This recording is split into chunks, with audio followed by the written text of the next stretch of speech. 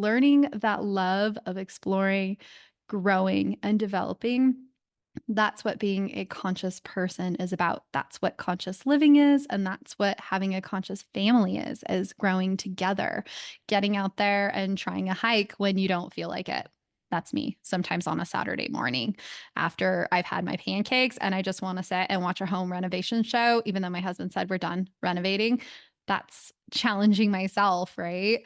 So, also developing our best versions of ourselves. So that includes learning and growing and trying new things. And when we model that for our kids, it's like I've told you guys many times. So sorry if you've already heard it, but living and breathing it and being the example ourselves is really going to encourage our kids to want to do it themselves.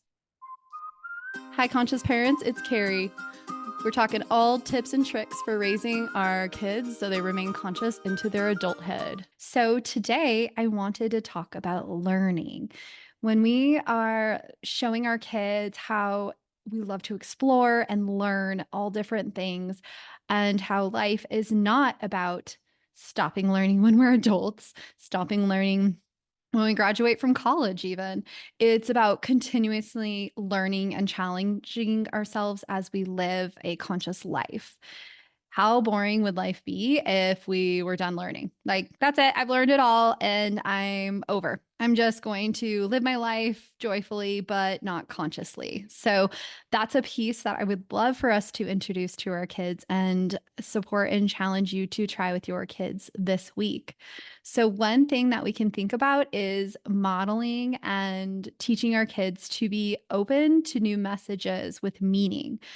So that can mean learning new things, challenging ourselves to try new things, and maybe try things that may have been hard for us, maybe spiritual growth of things like developing and supporting our kids and teaching them new mindsets and pieces of it. So, we want our kids to learn that there is a joy of learning, that we don't need to force things on each other. We don't need to force things on our kids. We don't like it when things are forced on us. We often turn away when things are forced on us. I know so many people that have told me, I don't want to think about spirituality. I don't want to think about religion. It was forced on me when I was a kid, and I do not want to do that to my kids. I'm sure you guys don't want to do that on your kids. It often can bring to us becoming into our monkey minds, right? If we are having things forced on us, that can often make us more nervous or fearful and not want to connect heart to heart. So, learning that love of exploring, growing, and developing, that's what being a conscious person is about. That's what conscious living is. And that's what having a conscious family is growing together, getting out there and trying a hike when you don't feel like it. That's me sometimes on a Saturday morning after I've had my pancakes and I just want to sit and watch a home renovation show, even though my husband said we're done renovating. That's challenging myself, right? So, also developing our best versions of ourselves. So that includes learning and growing and trying new things. And when we model that for our kids, it's like I've told you guys many times. So sorry if you've already heard it, but living and breathing it and being the example ourselves is really going to encourage our kids to want to do it themselves. If we are saying, go out there and learn everything, enjoy school, but you really need to learn, and we're not living that ourselves, what are we doing? What are we showing our kids? We're not sharing our passions with our kids. We're not sharing what it's like to be a human. And part of the human experience is learning and growing and appreciating these moments for adventures, because one psychologist, I was listening to the Mel Robbins podcast, and she had a psychologist on there talking about adventure, spicing up our lives, and how there is a lull in our age group, midlife, where we don't have as many adventures. We are in our stable job set and we are not necessarily making changes or trying new things, right? You're not moving off to college anymore. You're not home for the summer and going back.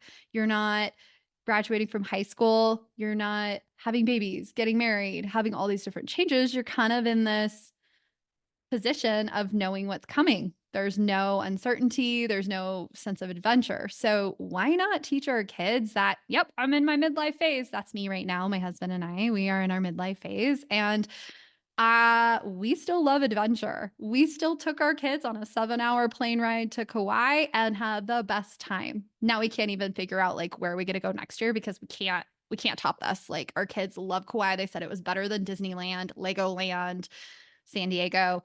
They are so excited about Kauai. I don't know what we're going to do next year, but we are excited to learn and we are excited to research it and find the next phase. So let's work this week. You don't have to travel to Kauai this week. Don't worry. I'm not making you do that, but let's show our kids the excitement of learning. Let's show them mom and dad are reading this nonfiction book about how the brain works. That's me. That's on my shelf. Let's show them that when we love to learn, we also are challenging our brains. We're trying new things. It doesn't have to just be reading a book. It can be learning a new skill. It can be trying out something that maybe you've resisted trying. And also trying something new for your kids with them. One of the things I love to do with my kids is we do with my son, we do Cub Scouts. And it's really cool because he feels really empowered. He gets to try different things. He gets to help the community. He gets to be in a parade, which is like a really cool thing for him. He loves that. But also, just each year it could progresses into something new, right? If you have something like that you can try with your kids, it's really powerful for them and it can really help to build their confidence. So this week, not this year, I mean, it's throughout the year, but let's try to break it down to the week. Try to share your love of learning with your kids, not just having them learn, but also learning yourselves and challenging yourselves. Thanks. Happy lives, happy week, conscious moms and dads. Well, that's a wrap. Thanks so much for tuning in, Changemakers. This is Carrie. And if you haven't done a review for us, 5 stars and a little few words about what you've enjoyed in our podcast episodes, we would really appreciate it. If you guys would like to ever message me, I would love any questions you have or any feedback at info@hearttoheartlife.com. We also have a brand new website, which we're super excited to share. It's hearttoheartlife.com. Thanks so much for tuning in and happy life, happy times, Changemaker families. Please remember that the information shared on this podcast is educational in nature and does not constitute licensed mental health advice. If you need such advice, you should speak with a licensed professional about your unique situation. Thanks so much, happy listeners. Please remember that the information shared on this podcast is educational in nature and does not constitute licensed mental health advice. If you need such advice, you should speak with a licensed professional about your unique situation. Thanks so much, happy listeners.